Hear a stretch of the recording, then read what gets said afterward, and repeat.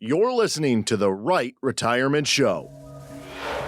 The 70% of people out there listening to the show today are going to need some level of care. It doesn't necessarily mean that 70% are going to end up in a nursing home, but 70% of people will need some assistance out there.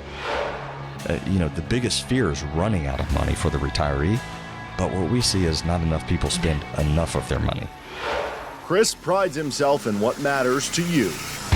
This is the Rite Retirement Show. Hi there, I'm Louann Fulmar. Welcome to the Rite Retirement Show. Of course, joining me today is certified financial planner, financial advisor Cris Wallace, president of WG Financial Group. And then also with us, Graham Bauer, another certified financial planner, financial advisor, and enrolled agent. Both here today to give you practical, empowering advice to help you plan for and truly enjoy your retirement. Now, if you have questions, oh my gosh, we have the answers for you. You can reach out to Cris. All right, just call or text the word visit to 256-937-2010. That is 256-937-2010. Schedule a complimentary discovery session. And then also stay connected throughout the week. Just follow us on Facebook. Search for WG Financial Group 256. You can always get the updates from Cris. He'll be posting anything that has to do with retirement in the news. He'll post those updates. Remember that our motto is plan, retire, and play. You're going to hear all about that today. And also remember, you can catch this show anytime, anywhere on Spotify, Apple Podcasts, and at WG Financial Group. Yeah, and at WGFinancialGroup.com. Almost did it all. But hello to you both, Cris and Graham. So excited to be here with you. We are glad to be here as well, Louann. We are over here. We're so pumped. We're so excited to do this show. Look at As me. we are I'm every pumped. week. I'm pumped. Yes. Like, we're wearing our workout clothes today. We're ready to get to work. There's going to be some sweating over here. Okay. I'm going to pump you up. All right. Well, we have a lot to get to, and I'm excited about it. But first, we always start with something current. So give us a little bit of a market update, please. Do you want a little bit of a market update or you want a lot of it? Well, how about I let you decide? All right. So, Graham, feel free to chime in. You know how you've heard the term crotchety old man? That's how I'm feeling today. I'm feeling crotchety. And we're gonna go into some things today because I'm just feeling it today. Oh, boy. And so this may be a full you're familiar with Dale Jackson in the area, right? I might go full-blown Dale Jackson today. Okay. So crotchety is the old term for our young listeners. I believe the term is crash out, if you've heard that. Oh, So wow. Is that what's about to happen? No, I thought it was that. boomer. That's what the younger generation. Oh. All right, boomer. Okay. Well, if you're saying, I would say maybe as a supplement to the word crotchety, but yes. Yeah. Okay, well, I'm about to go off a little bit. All right. Just a little bit. I'll try to keep myself tamed today. All right, so market, not great. Not great. No thanks at Thanksgiving because we're right around the corner from Thanksgiving, and with the way the market's acting, we're not eating any turkey this holiday. What is going on? Yeah, it's kind of selling off a little bit. So that's, everybody's seeing that. And I think what's happening, I'm going to give my opinion on what's happening, and then I'm going to get into some other things as well. Obviously, it's selling off, and as of last night, so we record on Tuesday, as everybody knows. And I've had people repeat that to me when they come to the office. You record on Tuesday. I said, yes, we do.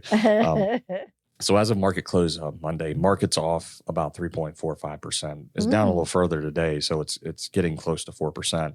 The thing that I wanted to bring up, though, is like downturns are kind of normal. This happens, in the normal market. So just to give you some context, since 1950 through 2024, 91% of years out there since 1950 through 2024 have seen a 5% pullback. So that's kind of normal. Mm-hmm. But I think, when the market starts to move and move downward, especially if we're retired, that emotional, psychological trigger starts to happen. And we're like, oh my gosh, this is the next big crash. It's about to happen. And so just remember that 91% of years have seen a 5% pullback. 55% of years have seen a 10% pullback. And if we get into 15 and 20%, the 20% is around 18% of years have seen a 20% drawdown. So you're talking about a pullback, correction, and then what would be called a bear market if it's more than 20%. So I don't think I'm ready to pull the fire alarm yet. This could just be the market letting off a little bit of steam. I mean, we all know that there's been an incredible run up. We had a drop in the spring because of the tariff talk, and now the market's bounced back and it's just ripped upward. Now the market is kind of just letting off some steam, I think. In addition to that, I do believe the market in general is mad that the Feds are probably not going to cut rates in December. So when the Fed meeting gets here in December 10th, actually, right now the Fed fund futures are saying that it's basically a 49% chance that they cut rates. So not great, basically a coin toss at this point. And I think the market really wants the Feds to cut rates. And the Feds are in a really bad position. They're in a tough position because over the past several months, we've seen inflation trend up. And we knew this was coming if you were watching the money supply, because the money supply has been trending up. And typically when the money supply trends up, there's a little bit of a lag and then inflation starts to trend up. And we've had every month, except for last month when the shutdown happened, we didn't have the data come out. But every month before that, we've seen the inflation numbers kind of trending up. So I think this is something that you have to watch. And I think the Feds are in a really rough position. They're in a really precarious position because everybody wants them to cut rates, but how can you, with good conscience, cut rates when inflation is trending up? And the whole reason you raised rates in the beginning was to kind of curb inflation. I think the key number to watch is the unemployment number. I think that is a key watch. And if I'm not mistaken, and I should have looked this up pre-show, so I'm going to go off the dome here. Off the dome means off my memory. Graham, you can fact check me while I'm doing this, but I believe the unemployment numbers come out 2 or 3 days before the Fed meeting on the 10th. And I don't think the CPI number is released until after the meeting on the 10th. Yeah, so that is correct, I believe. But the other thing to watch is, in the meantime, we haven't gotten the September jobs report yet because of the government shutdown. So that's coming later this week as well. So I think with respect to the Feds, I mean, I would not be a better right now on what they're going to do because of the fact that we haven't really gotten any data in, over a month either. Yeah. So it's kind of hard to know, or we haven't gotten, the BLS data. There's been some private data from other institutions, but nothing, from the federal government. So I think that'll be really interesting to watch that, really between now and December 6th, there'll be kind of two big, pieces where usually it's kind of month over month. So kind of an interesting situation for the Feds. But yeah, it's and that's trended down. I mean, right, 50% or more. I think it was at 90% chance a month ago. Yeah, a month ago it was 91% chance. It was pretty much a lock at that point, and then inflation starts to trend up. And I've been watching the 10-year yield, and it's just kind of over the last 5 days just kind of leveled off right around 410, 412, something like that. So it's going to be interesting to see what they do and what data actually comes out. But here's some other things I wanted to talk about today, and this is where I'm going to go off just a little bit. Right now, our younger generation can't afford to live a good life because things are expensive. I mean, it really is. I mean, and I know that the older generation, and I say the older generation, I'm including myself because I feel like I'm in that generation. I think sometimes we can have a tendency to look down on Gen Z and millennial.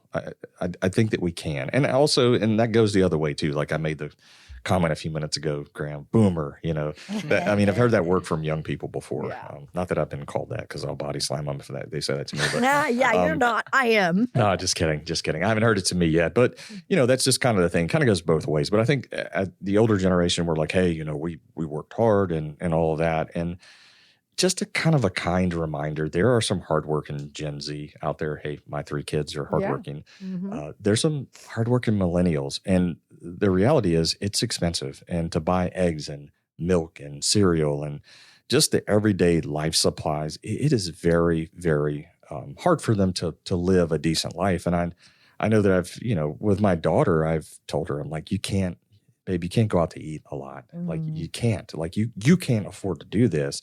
Here, I'll help you in some respects, but you have to learn to kind of eat at home. But even in eating at home is very expensive. And I think right now, due to the expensive American life, especially for the younger generation. Because speaking for myself, I'm 52 years old. I'm in that more of the peak earning years versus when I was in my 20s. So, and I don't have kids on full payroll right now. I have partial payroll because I have a couple in school and one's finishing up. Actually, both are fixing to finish up, and one's already finished. So I don't have, as my executive assistant called it, the kid drag as much as I used to. So for this older generation, it's a little bit easier because you're making a little bit more money and now you're not supporting kids and you're in a little bit different phase of life. But this younger generation is really struggling. And I think, and I don't want to get too political here, but because of that, the expensive American life that's out there today, it's opening the door for other political agendas to have a crack to kind of creep in and say, well, this kind of government will provide a better life for you and your family. And it's just providing that little crack for other agendas to kind of seep in there. So I just kind of wanted to say that don't forget, be kind, and your kids may need a little help for a little bit longer right now. I mean, Jennifer and I have talked about this a lot as parents, and we know we may have to potentially step in and kind of help out a little bit because just things are tough right now. And with that, Graham, I don't know if you have anything there you want to add. I saw you kind of lean up like you want to say something. If I could just, I'll give kind of a shout out, I guess, to a lot of our clients. Because one thing that I do have conversations with internally, people with clients, is a lot of times people receive an inheritance in the time of their life where they need it the least. There are some people for sure that an inheritance comes in and it kind of like that is their lifeboat to, being able to retire. But usually that also means that they probably didn't do a great job saving themselves if that needed to happen. So what I encourage a lot of people to do, and what a lot of our clients do, is they say, hey, we have saved well and we know the way we live, we're going to leave behind an inheritance. It's just going to happen. But, if we live into our 80s, if we live into our 90s, our kids are going to be in their 50s. They'll be in their peak earning years by that point. They'll be in their 60s maybe.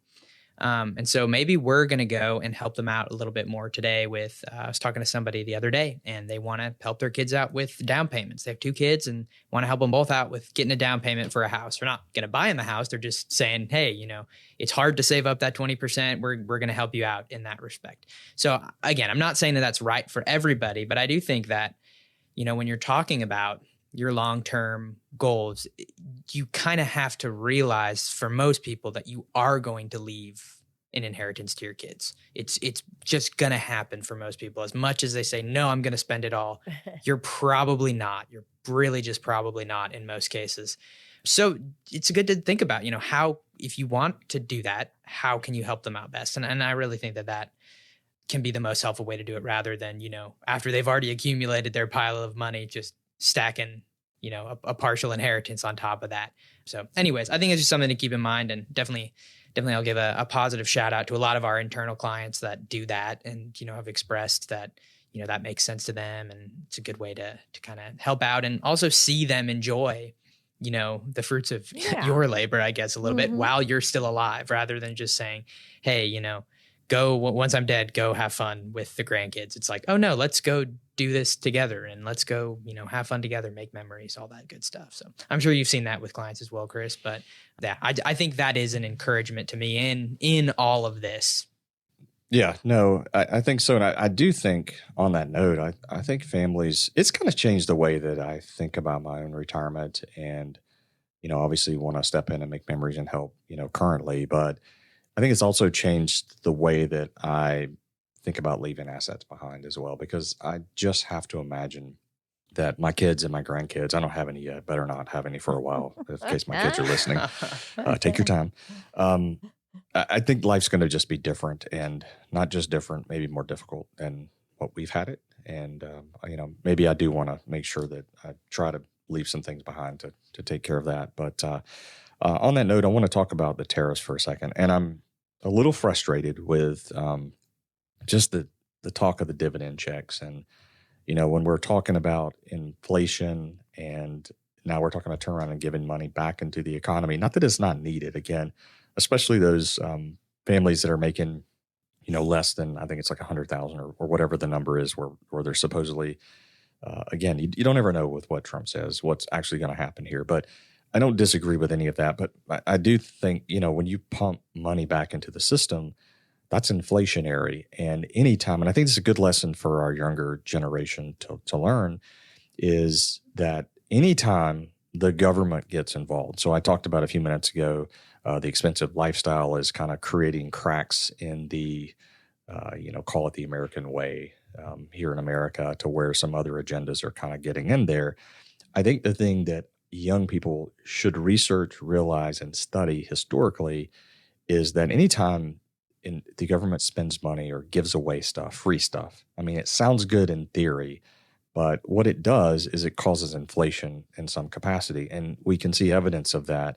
And I've used this before on the show, is colleges are incredibly expensive right now. So to go get a 4-year degree, a lot of kids are walking out with a ton of debt. Well, the reason they're walking out with a ton of debt is because now in previous years, they've made college loans so easy to get that the institutions know that, the universities know that.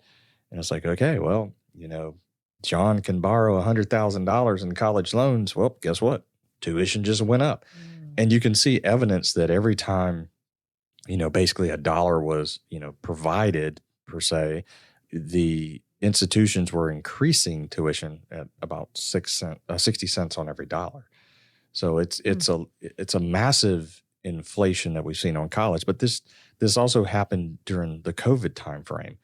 So when COVID happened and terrible sickness, a lot of people lost lives and lost loved ones. It was absolutely terrible. So we can all agree on that. But when you talk about the stimulus that was continued to be pumped into the system, and meanwhile, this was happening around the globe. And then also because a lot of our goods, and I've talked about this a number of times on the show, were created around the globe, and they weren't allowed to open, and they, you had all these people sitting around with money in their banks and in their pockets. And just think of it like this. I'm sitting here, just picture me sitting here with 4 very thirsty individuals, and they all have cash money in their pockets. And all 4 of them want my water bottle. And I've only got 1 water bottle. Well, guess what? It's to the highest bidder at that point. And so that's essentially what happened. You crimped off the supply chain, and a lot of people had a lot of money, and you drove up prices. It drove up prices big time across the board. And I've said this a million times on the show. I mean, a million, probably 1,000,002, that falling inflation doesn't mean that prices are going to fall. And that's the really, really bad part about inflation, is once inflation takes off, welcome to a new price level on everything. And now we've got the tariffs, okay? And whether you're for them or against them, I think they have their good and I think they have their bad. So I'm kind of on the fence when it comes to just tariffs in general. But let's talk about that for a second, because we saw that President Trump, I think it was last week, basically said that he's going to remove the tariffs on coffee, beef, certain fruits, and we'll just use coffee and beef and some fruits. We'll just kind of leave it at that. So he's going to remove some tariffs on certain things. Now, first of all, I'm really glad about that because it's coffee. I'm a major coffee drinker, and a lot of guys at the office and females at the office too love coffee, and clients as well. So let's talk about this for a second. So one of the areas I think that the current administration has really messed up is this waffling back and forth. And I think at times, I think it's okay. I think it works. I think there's a strategy to it. Here's where I think the administration has gone really wrong.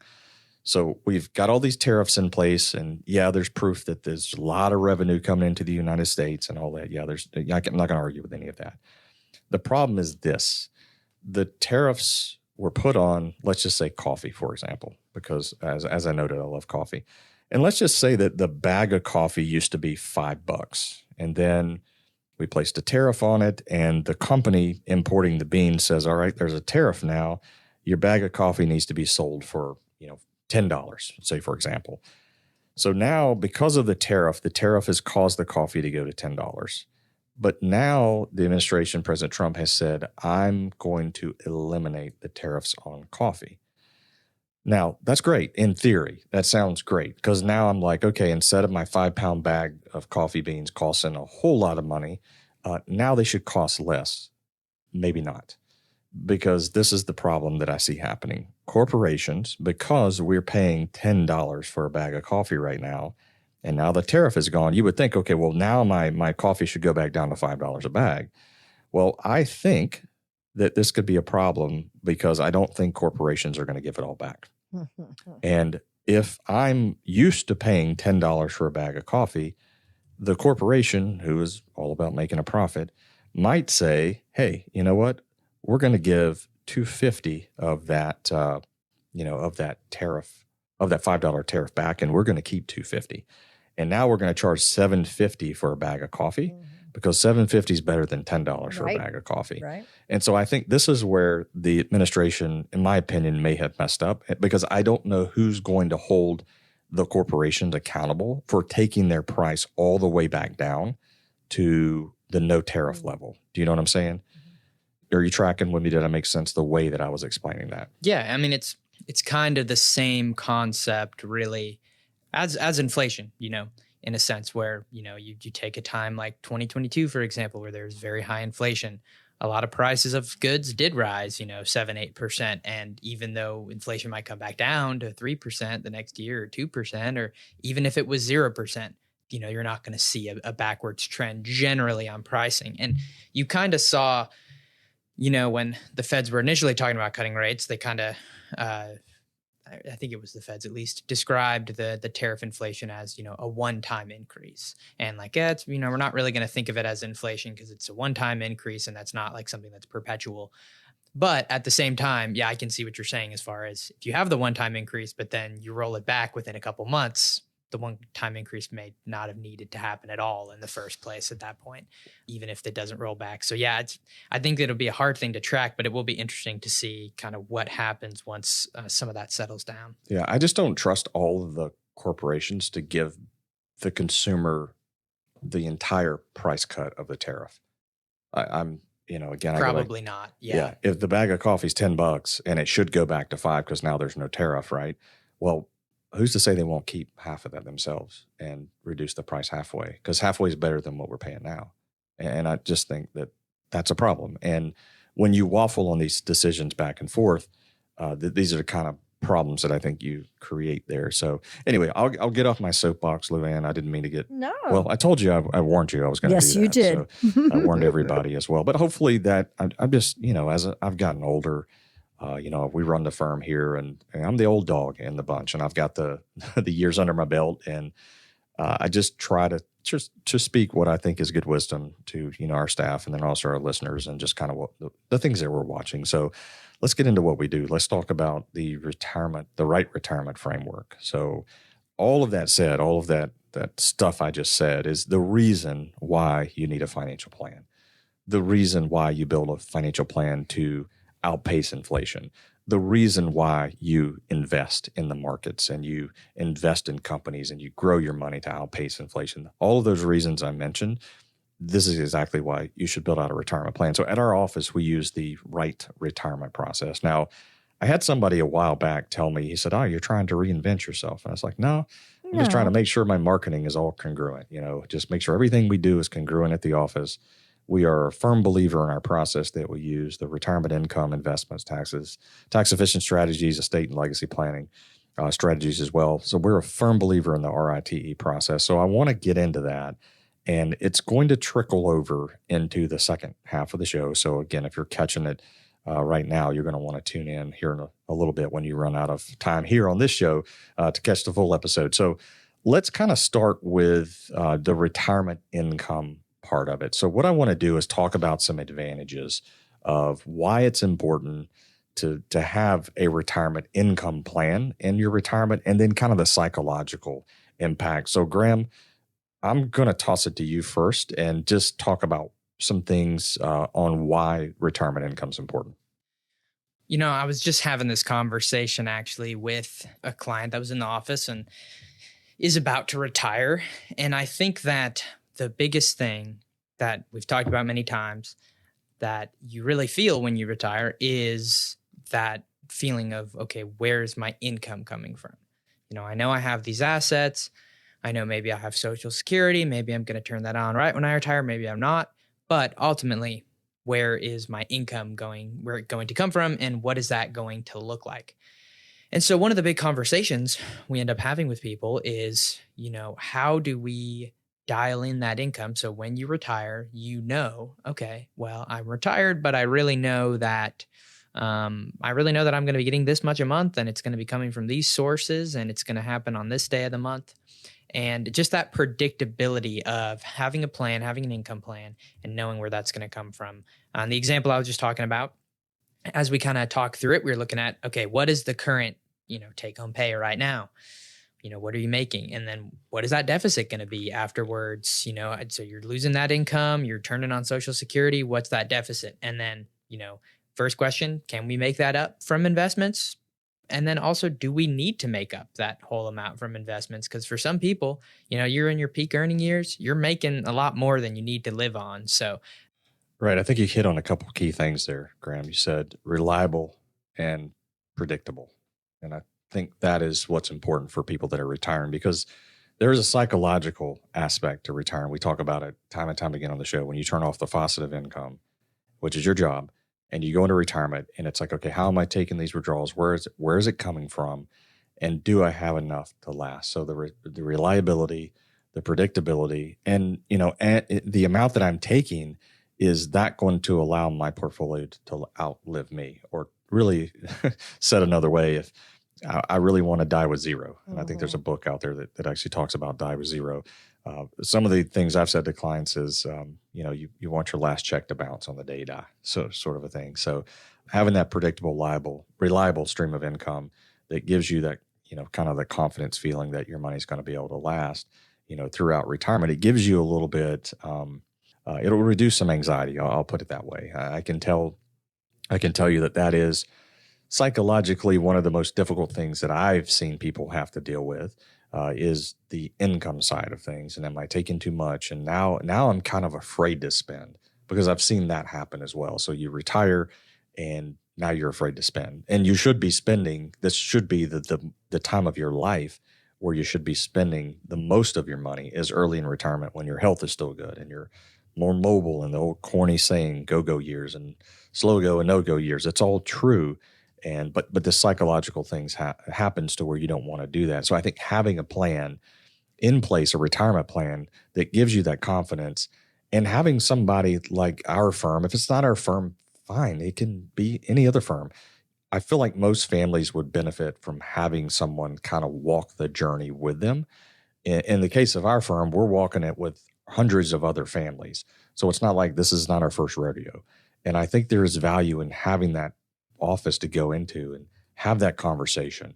I think there's value in having that conversation before one of you pass away. If the husband passes away and the wife, where do they go? I mean, they need to have a place to go where they can sit down in an environment that makes them feel comfortable. And I think that's all part of having a plan. So that's the retirement income section. We're going to go through the investments, tax efficient strategies, and estate and legacy strategies here in just a minute. But if you're catching the show on the way to church, you're going to want to pop out to Apple or Spotify and listen to the full podcast version there. You can catch the back half of the show. You can give us a call at 256-937-2010. Again, 256-937. Hey, it's Graham here. Just wanted to say that I hope everybody listening has an awesome and blessed Thanksgiving. If lingering doubts like, have I saved enough? Or will my retirement funds endure? Are on your mind, it's time to consult with Cris Wallace. Text VISIT to 256-937-2010. That's 256-937-2010 to book your appointment and get the answers you need. Are you a federal employee feeling pressure from the early retirement offers like VERA, VSIP, or the Deferred Resignation Program? Recent government initiatives have introduced significant changes to federal retirement programs, making employees feel pressured to consider early retirement or face potential layoffs. At WG Financial Group, we help guide federal employees through these uncertain times. Our team understands the complex federal retirement systems and can help you make informed decisions. Call 256-937-2010 to schedule your complimentary discovery session with us today. We'll help you assess your options and create a personalized retirement plan to help you feel more confident. Visit WGFinancialGroup.com or call 256-937-2010 to book your session. Firm is not affiliated with the U.S. government. Investment advisory services offered through AE Wealth Management, LLC, an SEC registered investment advisor. Market fluctuations can be unsettling, but a resilient plan can help maintain stability. Discuss how you might fortify your retirement strategy with Cris Wallace. Text VISIT to 256-937-2010 today to begin. Remember, text VISIT to 256-937-2010. Yeah, thank you so much for joining us today. So happy to have you along. This is the Rite Retirement Show. I'm Louann Fulmar here with Cris Wallace and Graham Bauer. I do want to take this time to mention the lunch and learns that Cris will do. If you're the owner, president, HR manager of a business, he would welcome the opportunity to hold a lunch and learn for your employees. And he does this complimentary, okay, for businesses here in the Huntsville area. So again, just give us a call at this number, 256-937-2010, to schedule a complimentary lunch and learn for your employees. They can help them better understand some of the more complex things about retirement. So, all right, let's go ahead and continue back with our Rite Retirement Framework. We're talking about just the advantages of having a retirement plan. Cris and Graham, you always say you got to have a plan. And the plan is not just, yeah, I have a portfolio, I'm good. Just going to make withdrawals when I need them. No, that's not what we're talking about, right? So we've already talked about the R in Rite. So our Rite is RITE, the Rite Retirement Process that Cris and Graham and the team will take you through for your retirement plan. And the R is retirement income. And so now we are ready for the I, investment strategies. Mm-hmm. I think you hit the nail on the head. When it comes to retirement and planning in general, I think it's just more than your retirement account. Don't get me wrong. That's a piece of it, right? Because you're going to need to have money saved. If you don't have money saved, in all likelihood, you're not going to be able to generate the amount of income that you need throughout your retirement. So there's an element of the importance of having your investment portfolio and how it's growing and all of that. But there's so many other key areas of retirement. And that's why we ultimately designed and built out the RITE process, because it really covers what we feel very strongly about in the 4 pillars, that if a family or an individual addresses those 4 pillars, then they are much more likely to have, just to be able to have confidence in their retirement picture and their plan at that point. So the first thing I want to talk about with the investment strategies is I think everybody should align their strategies with their risk tolerance. Obviously, that goes without saying. But when you enter retirement, and I say this to people all the time, the way that you feel about market movements. So just take, for example, what's happening right now, 3 or 4% down right now. And that's not a lot at the end of the day. It's really a small movement in the grand scheme of things. But, if you're feeling some anxiety and you're close to retirement, I promise you, when you retire, that feeling is going to amplify, because right now you're working, you still have a job. And if you're feeling anxiety today, well, just go ahead and 10X how you feel, because that's how you're going to feel in retirement. So I feel like when you get to retirement, you do need to align your risk tolerance with your plan. Now, there's also something called risk capacity. So there are some people listening to the show that have a high tolerance for risk. They're very, just like, hey, I'm all stock. But your plan doesn't really allow for you to be all stock, especially if there's like a downturn. So I think there's the ability to kind of come up with a balance between what your risk tolerance is and what your risk capacity is. And more often than not, I see people trying to be a little bit too conservative in a lot of cases. But if that's your true risk tolerance, which I equate risk tolerance to your stomach, how your stomach feels is your risk tolerance. Risk capacity is what does your plan say? And I think trying to marry those two is kind of a strategy, when it comes to making sure everything's aligned for your retirement plan. Graham, I saw you lean up, so maybe you want to say something about investment strategies as well. Yeah. No, I mean, you're so right when you say, it's more than just the investments, but that is an important part because, I was talking to one of our other advisors the other day, And we were talking about houses and things like that. And one thing he said that I was like, oh, this is kind of a funny illustration to sort of use, is that like people don't really stress about their home value that much. You know, obviously home values have been pretty good, but generally people don't really stress about that too much. But he's like, but imagine if there was a giant, billboard above your house that had a number of what it's worth. And, when it fluctuates by 10 or 20,000 or $50,000, either way, you have to see that as you roll up, to your house. And I do think that would make you feel a lot different about it, to be like, oh, why is my house value down $5,000 today? But you don't really think about it because you don't really look at it. So for a lot of people, even though there's, obviously more than just the investments, that is an important part, because I would say that's probably, people's largest cause of some form of stress or anxiety in retirement, is if they're looking at that a lot and getting really stressed out by the downs and the ups. So, while there are some people who, like you were saying, Cris, have a high risk capacity, they could take on more risk. Some people just know themselves and know, hey, I'm not going to enjoy my life as much if I do. Right. I'm just going to stress about this too much. I'm going to look at it too much, and I just know myself. So, if that's you, then obviously there are strategies to fit that. But I do think that that's, important. And also, aligning your risk for tax efficiency as well, trying to make sure that even in retirement, hey, even if I'm, going to be conservative, maybe I try to be conservative in my less tax efficient accounts and try to be a little bit more aggressive in my more tax efficient accounts to try to just increase my overall, tax equivalent return and take advantage of those opportunities, even if I'm not going to be super aggressive. So there are ways to even in that conservative nature, try to increase your return a little bit, hopefully, and try to while still aligning with, your risk tolerance. So it's definitely something that we talk to people about.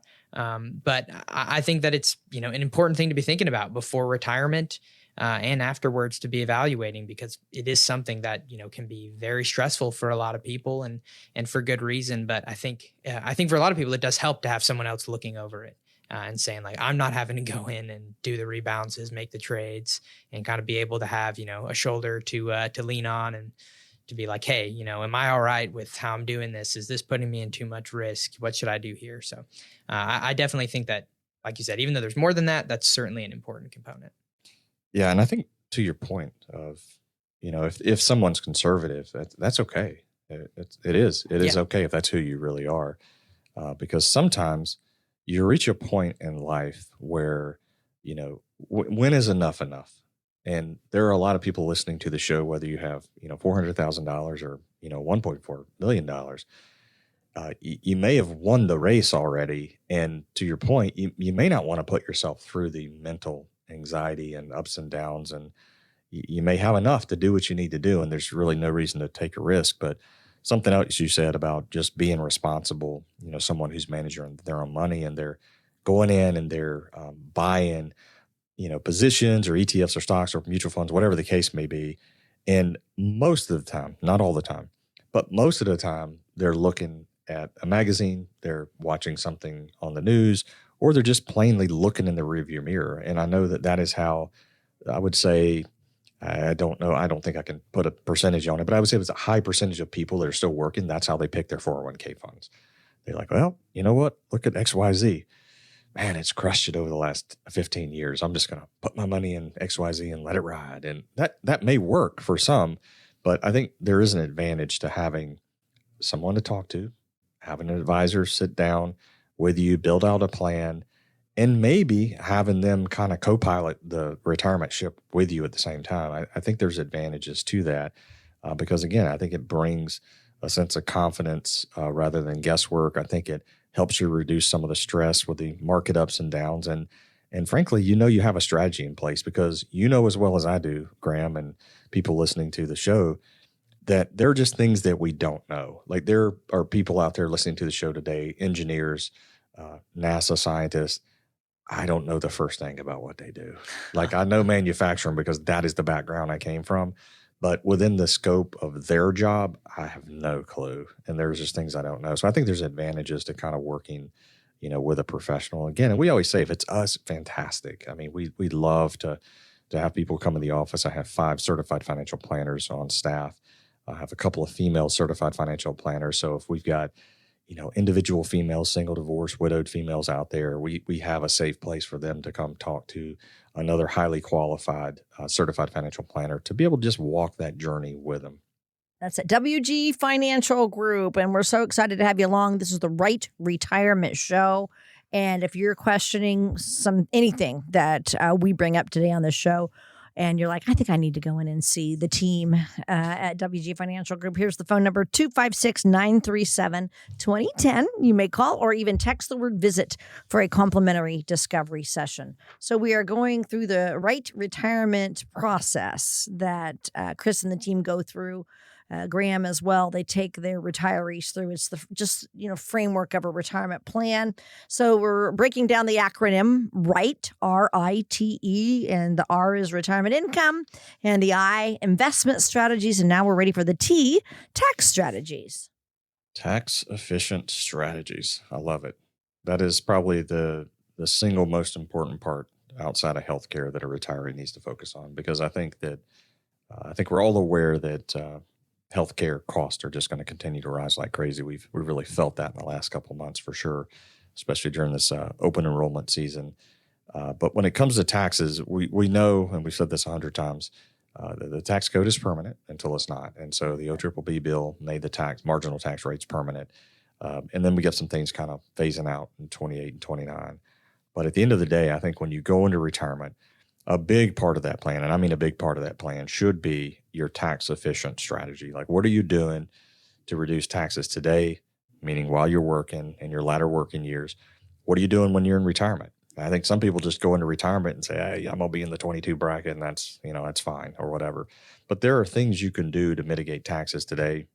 And then also strategies you can put in place to kind of mitigate them long term. Now, we are not, just to be clear here, when we're talking about tax efficient strategies, we are not talking about investing in a life insurance policy and using tax-free withdrawals. That is not at all what we're talking about. Matter of fact, it's the furthest thing from that. So really, like I said, a plan to really work on your tax efficient withdrawals to make sure you're minimizing your taxes to the best of your ability.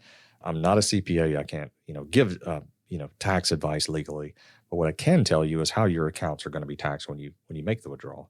I think every advisor should know that, and I would assume that some do and maybe some don't. So being proactive about the tax efficient strategy that you're going to be working with in retirement, I think is really important, because what I do see a lot is people are doing what I call like a reactionary type plan.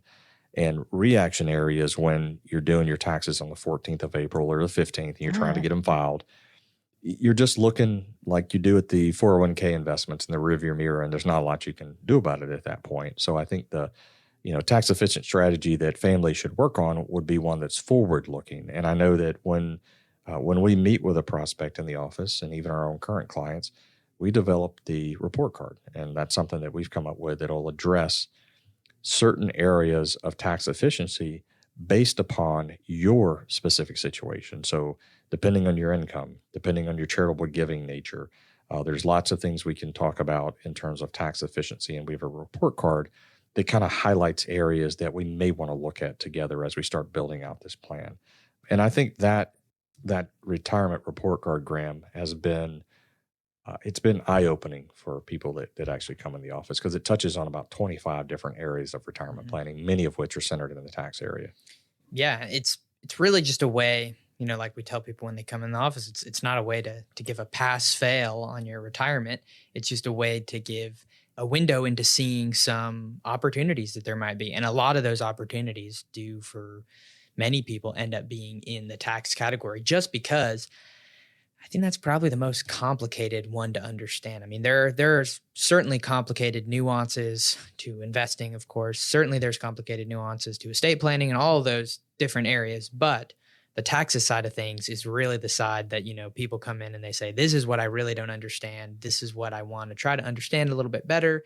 See how this is going to look in retirement, see what I can be doing better. And it's just an easy way to say, hey, here are some bullet point notes, just boom, boom, boom, boom, boom, things you can be doing today. I was talking to a family recently, and we were kind of going over the report card. And one thing they kind of said afterwards is they were just like, wow, we were not prepared for this much information. They're like, we had no idea we were going to go into all this detail. And, that's what we try to do. We try to give good information and try to, set people up for success and say, hey, here are the tangible ways that, there are some opportunities that we can help with. And I do think that it's a really good way to kind of synthesize that, before going into detail in some other specific areas. Yeah, I think when people, to your point there, Graham, you and I talked about that the other day, what you just mentioned there about, wow, I didn't realize this was going to be so much. So it's a lot, but the way that we present it, we really kind of presented it in a way where it's really not a lot. But to someone who hasn't been through an actual planning process, it is a lot, because I think the overall view of a financial advisor is, well, how much money are you going to make me? I mean, I can't tell you how many times I've been asked, what's your average performance? I was like, what do you want it to be? How much risk do you want to take?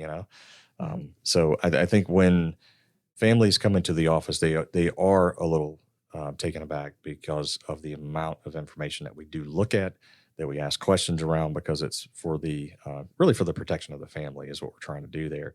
And I think with regards to taxes, so think of it like this. All right, I hate spiders. Well, I can't stand spiders. It is actually one of my worst fears. And if anybody brings a spider in the office, a live one, somebody's getting in a headlock. He's going to scream and run. I'm going to scream. You're going to hear screaming like a girl. But if I get close enough to you, you're probably going in a headlock.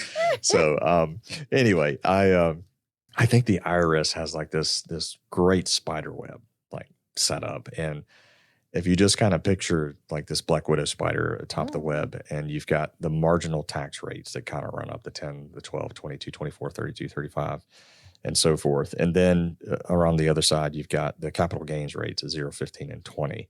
And then kind of buried in there right around that, middle 24% bracket, you've got the net tax that's in there, that extra 3.8. And then when you hit age 63, you've got Aunt Irma looking back at you, and she's checking on your Medicare, your income, so she knows that she's going to charge you more in Medicare. And so there's just this spider web of taxes that I think people get caught up in, and a lot of it is, I believe, they don't know. They when something happens, they're like, I didn't know that.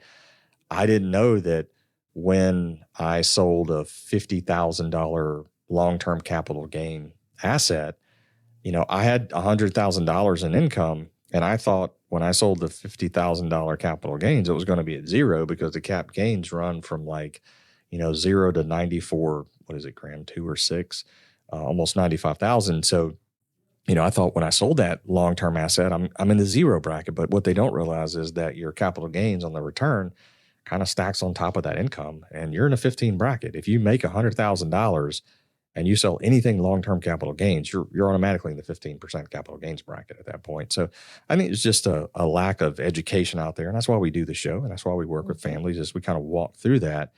And again, I think, when you have a retirement plan that you are talk through this process, and you're kind of being walked through it, again, hand in hand, walking side by side, it gives you that confidence to know, okay, I'm making as good a tax decisions as I possibly can. I'm working with, WG and their team, and I've got a CPA, and we're kind of, sharing numbers back and forth, and you're doing everything is about as good as you can. And that's really what that report card does, is it just, we don't want any surprises. That's the main thing. When we're talking about taxes, one of the big things that I think people get upset about is all of a sudden, there's a surprise, and you do your tax, and it's like, whoa, wait a minute, I owe $20,000. Well, why is that? And we talked about this on a previous show, Graham, and it's going to catch a lot of people by surprise next year, because they're not paying attention to the show. Is if you're a high income earner and you make more than $145,000 in W-2 income, and you are doing catch up in your retirement plan, and you're 50 or older, or 60 to 63, that catch up's got to go in as Roth. And that is, if you're doing pre-tax today, that is going to be a negative hit to your federal tax return. And you will probably, if you were breaking even, there's a good possibility you're probably going to owe some tax the following year because of that going in as post-tax money. So again, just trying to be proactive about things and getting the word out there. Yeah. And the great thing and not so great thing about taxes is, it touches everybody. So obviously, we talk about the engineer a lot, the federal employee, but it doesn't matter who you are, or, what you're doing for work day to day. Your taxes are going to affect you in some way, shape, or form in retirement. That's something that does not discriminate against, different people. So yeah, I really think that that's one of those areas that it's like, you can be specialized in this, that, or another, but taxes are going to apply to everybody. Yeah. You mentioned something, we talk a lot about engineers on the show and federal employee, and I had a great client of mine in the office this week for a review, long-term client, and just such a wonderful guy. Listens every weekend religiously. And this weekend, basically was communicating with him. He's out on his tractor working, and he basically told me this week, he said, when he came in for his review, he said, "You need to come out there and work with me." And I was lifting these boulders. I was like, "Yeah, no thanks. I'm good. I'm good." So I'm a city boy. But one of the things, I'm a country boy in a suit. I was raised in outside of Atlanta. Okay. Yeah, I'm a country boy in a suit. So, one of the things he said, actually, and Graham and I talked about this pre-show, is we want to be careful on the show. We do talk a lot about federal employees because we serve a lot of federal market here in the Huntsville area and the Nashville, Tennessee area as well. So we don't want to forget about the common man is basically what this gentleman said to me. He said, I don't hear anything on the common man. So, our firm serves everybody, and we don't just work with engineers, and we don't just work with federal employees. We are working for those that are looking for help in retirement. That includes, the way he put it, the common man, blue collar. Keep in mind, this guy's more than, what I would consider the common man. But he said, just make sure you include stories about that. So, I would consider myself a common man. I came from a single parent home and really started working at a young age. So he really opened my eyes to that in the meeting this week, just to say, hey, don't forget about the common man. So if the common man's out there listening and needs some assistance in retirement planning, and maybe you're not an engineer and maybe you're not a federal employee, but you got, $400,000 or $500,000 saved for retirement, that's what you got. Hey, give us a call, man. If that's what you need, you need the help with that, we'll do that. I just don't want to make sure that we don't forget about that, because it was brought to my attention this week, and it was just a good eye opener. It's good to hear feedback from people that are, currently working with you that still listen to the show. So it was great feedback. And that number to get connected with Chris and Graham and our team at WG Financial Group, 256-937-2010. You can call or you can text the word visit for a complimentary discovery session.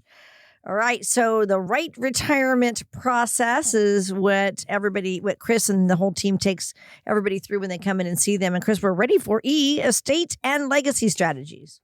Yeah. So before we even start, compliance, they'll say something if I don't say this, but I'm not an estate attorney. We don't do wills, legal documents, anything of that nature. What I do in the office is ask about those types of documents to find out whether or not you have them, because in the CFP curriculum, they tell us to ask about them and then refer you to an attorney so you can get those done.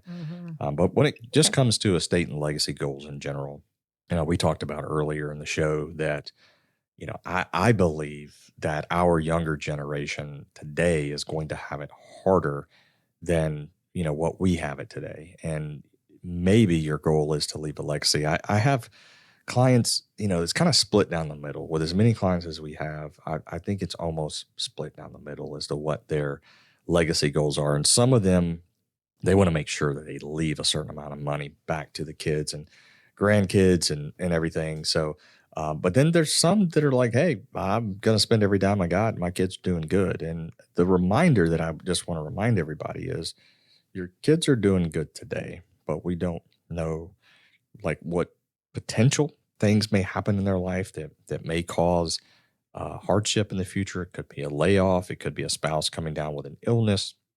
Just always keep that in mind when you say, oh, my kids are great today, because we just truly don't know what it's going to be like tomorrow. And then we don't know what the world is going to be like tomorrow. So just when you get to the estate and legacy strategies, I guess the message here is to put some thought into that. Be thoughtful about that. And don't just say, I've heard men say this about, not just men, women too, but, husbands and wives, when I die, they got the house, I can just sell the house. It's like, well, put a little more thought into it than that. And I would say the same thing about your kids. It's like, okay, well, I know things are good today, but what if they're not in 20 years? Should I set up some sort of a legacy plan for them. And, how's that going to be distributed? How's it going to be taxed and all of that? So just think about that as something to put in the think tank as you continue down this retirement journey. And when it comes to estate planning in general, one of the things it can do is it can reduce family conflict. And there are situations where I've seen it in the past where there's some family conflict. So you want to think about that and think about just think about that in general. I don't really want to get too specific in that, but money makes parts of people come out that you didn't know was there, because there could be a sense of desperation in some cases. Like Graham talked earlier about, sometimes they receive the legacy just at the right time, right? So, just you want to think about the family conflict of things. And then I think it's really important to work with an estate attorney on those documents and the type of planning that you want to do in the near term, which you need to think about that. So powers of attorney, making sure somebody can make decisions on your behalf should you become incapacitated. Well, those documents die with the person. But on from that is the will. The will's got to be probated. So making sure you have beneficiaries on file for all your accounts is really important. But the will gets probated. And then, some people maybe, depending on your estate and legacy goals, you may want to consider a trust and setting that up so that it really just maybe helps, the family members in a time when they may need it most. So be thoughtful about that. Don't dismiss it as, oh, they're going to get the IRA. Well, yeah, they're going to get the IRA less the taxes, right? Because they're going to have to take that IRA, and more than likely they're going to receive that IRA when they're in their peak earning years. So maybe they're making, $200,000 a year, and they receive $1 million IRA, and they know they got to empty that thing in 10 years. So they got to start pulling some money out. That's going to cause them a tax situation potentially. So don't just write off, well, they're going to get $1 million in the IRA, because they're not going to get $1 million. You're going to get $1 million less the tax. Mm-hmm. And I'm not one of these guys, by the way, that says, all right, if you get $1 million, man, that's really only $600,000 because $400,000 is going to go in taxes. I'm not one of these guys. There's, like I said before, there's tax efficient ways to do things that you can set up to really maximize the tax bracket. But make no mistake about it, they're going to have that amount less the taxes. And that's the key thing here is just be thinking about those types of things. Put a lot of thought into it. RITE process, that's why we use it. That's why I trademarked it years ago. That's why we developed a report card around it.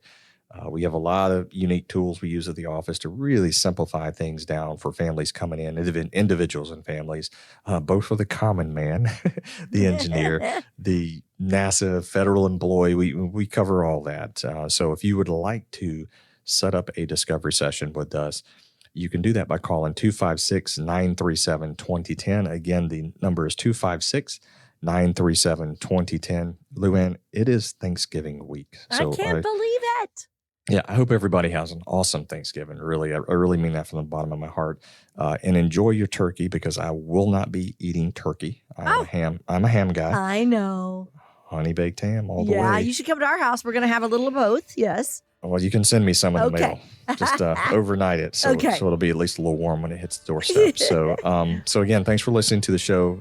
256-937-2010. I hope everybody has an awesome and blessed Thanksgiving. Be thankful for what you have. Be thankful for your family members. Tell your family members that you love them every day. That's really important. And I hope everybody remembers to serve everyone with a servant heart, especially during the holidays. Hey, this is Cris Wallace. I just wanted to wish each and every one of you out there listening to the show a happy Thanksgiving. Graham Bauer holds the enrolled agent designation, but is not currently offering tax preparation services. Neither the firm nor its agents may give tax advice. Individuals should consult with a qualified professional for guidance before making any purchasing decisions. Investment advisory services made available through AE Wealth Management, LLC, AEWM. AEWM and WG Financial Group are not affiliated companies. Insurance products are offered through the insurance business WG Insurance Services. WG Financial Group is an investment advisory practice that offers products and services through AE Wealth Management, LLC, AEWM, a registered investment advisor. AEWM does not offer insurance products. The insurance products offered by WG Insurance Services are not subject to investment advisory requirements. AEWM and WG Financial Group are not affiliated companies. companies. Investing involves risk, including the potential loss of principal. Any references to protection, safety, or lifetime income generally refer to fixed insurance products, never securities or investments. Insurance guarantees are backed by the financial strength and claims-paying abilities of the issuing carrier. This radio show is intended for informational purposes only. It is not intended to be used as the sole basis for financial decisions, nor should it be construed as advice designed to meet the particular needs of an individual situation. WG Financial is not permitted to offer, and no statement made during this show shall constitute tax or legal advice. Our firm is not affiliated with or endorsed by the U.S. government or any governmental agency. Information and opinions contained herein provided by third parties have been obtained from sources believed to be reliable, but accuracy and completeness cannot be guaranteed by WG Financial. This radio show is a paid placement.